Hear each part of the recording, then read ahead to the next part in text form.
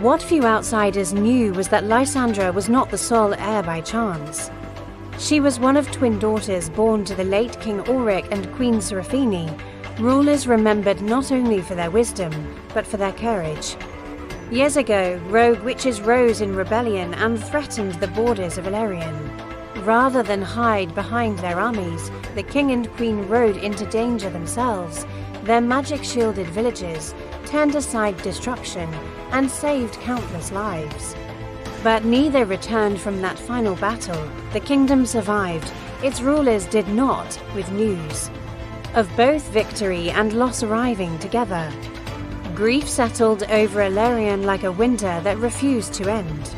Bells tolled for days, candles burned in every window. Even the rivers seemed to flow more quietly, as though mourning.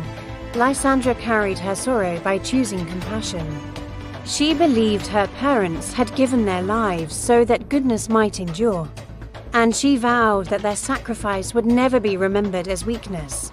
Her twin sister chose differently. Morwenna, older by only minutes, had not been born with the same natural magic, where Lysandra's abilities bloomed effortlessly.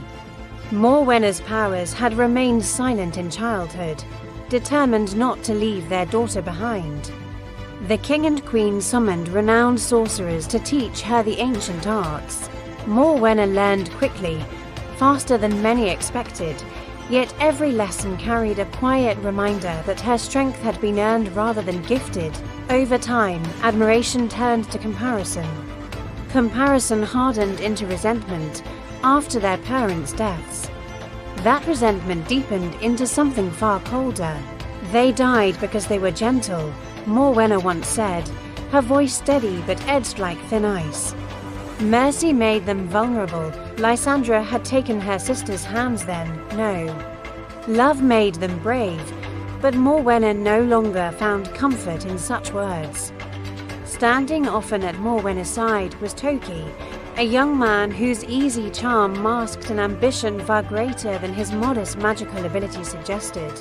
Born with only a flicker of power, he had devoted himself to darker studies, shortcuts through magic that promised influence without patience.